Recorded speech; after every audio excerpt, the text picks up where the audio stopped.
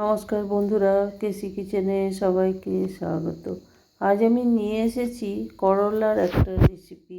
এইভাবে করলার রেসিপি বানিয়ে নিলে কিন্তু রুটি, ভাত, পরোটা সব জিনিসের সঙ্গেই খেতে ভীষণভাবে ভালো লাগে। চলো দেখে নিই আমি কিভাবে বানাচ্ছি। দেখো, আমি কয়েকটা করলা নিয়েছি। করলাটাকে প্রথমে খুব ভালো করে ধুয়ে নিয়েছি। ধুয়ে নেবার পর এই রকম গোল গোল করে কেটে নিয়েছি। তোমরা যদি চাও তাহলে লম্বা হিসাবেও কেটে নিতে পারো, কিন্তু গোল গোলভাবে আমি কেটে নিয়েছি।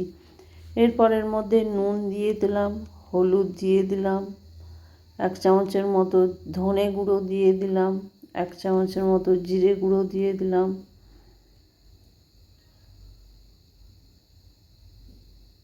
এবার সামান্য প্রায় 1 চামচের মতো আমি সর্ষের তেল এটাতে দিয়ে দিলাম। সর্ষের তেলটা দিয়ে দেওয়ার পরে দেখো, আমি বেসন 1 চামচ দিয়ে দিলাম। ছোট চামচের 2 চামচ, বড় চামচের 1 চামচ দিলাম। আর তেলটা দিলাম যেহেতু কোটিং করতে খুব সুবিধা হবে বা ভালোভাবে মশলাটা মাখানো যাবে করলার মধ্যে। এবার মশলাটা খুব ভালো করে করলার মধ্যে আমি মাখিয়ে নেব। মাখিয়ে নেওয়ার পরে দেখো, এইদিকে একটা কড়াই চড়িয়েছি। কড়াই চড়িয়ে তার মধ্যে পরিমাণ মতো আমি তেল দিলাম। মোটামুটি 1 চামচের মতো তেল দিয়েছি। তেলটা দিয়ে দেওয়ার পরে ভালো করে খুন্তিতে করে চারদিকে আমি তেলটা ছড়িয়ে নিলাম। তোমরা তো করলা নানা রকমভাবে ভাজো বা তরকারি করো, একদিন এইভাবে বানিয়ে দেখো, খেতে অসম্ভব ভালো লাগে। আর তেঁতোর পরিমাণটাও অনেকটা কমে যায়। আর এইভাবে যদি বানিয়ে দেওয়া হয়, বাচ্চা বড় প্রত্যেকেই খেয়ে নেয়। তারপর তেলটা গরম হয়ে যাওয়ার পরে ওই যে মশলা মাখানো করলাটা আমি এবার কড়াইয়ের মধ্যে দিয়ে দিলাম। দিয়ে দেওয়ার পরে বেশ খানিকক্ষণ এটাকে নেড়ে চেড়ে নিলাম। এটা মোটামুটি আমি ঢাকা দিয়ে দিলাম। ঢাকা দিয়ে দিয়ে কিছুক্ষণ ভেজে নেব এটাকে। দেখো, আমি 3-4 মিনিটের মতো ঢাকা দিয়ে রেখেছিলাম। তারপরে দেখো, ঢাকা খুলে দেখাচ্ছি। আমি যেহেতু করলার মধ্যে নুন দিয়েছি, সেই জন্য দেখো কতটা জলও বেরিয়েছে। আর কড়াইয়ের মধ্যে পুরো দাগটাও বোঝাচ্ছে, জলটা শুকিয়ে গেছে কিছুক্ষণ ঢেকে রাখার জন্য।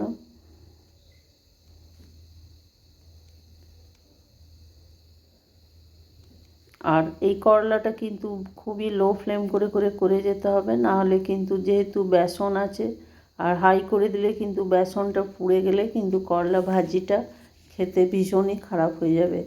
তারপরে দেখো, একটুখানি আমি মোটামুটি ছোটো কাপের 1 কাপের মতো জল দিয়ে দিলাম। জল দিয়ে ঢাকা দিয়ে আমি 5 মিনিটের মতো লো ফ্লেম করে রেখে দিলাম। তারপরে দেখো, 5 মিনিট পর ফিরে এসে আমি দেখাচ্ছি। আমার কয়েকটা কাঁচা লঙ্কা ওইদিকে কেটে রেখেছিলাম, সেই কাঁচা লঙ্কাগুলো দিয়ে দিলাম, যেহেতু এটা একটু ঝাল ঝাল খেতে বেশি ভালো লাগে। তারপরে দেখো, ঢাকা খুলে আমি আবার এটাকে নেড়ে চেড়ে নেব। আর দেখো, আমি দেখাচ্ছি করলাটা আমার সেদ্ধ মোটামুটি অনেকটাই হয়ে গেছে।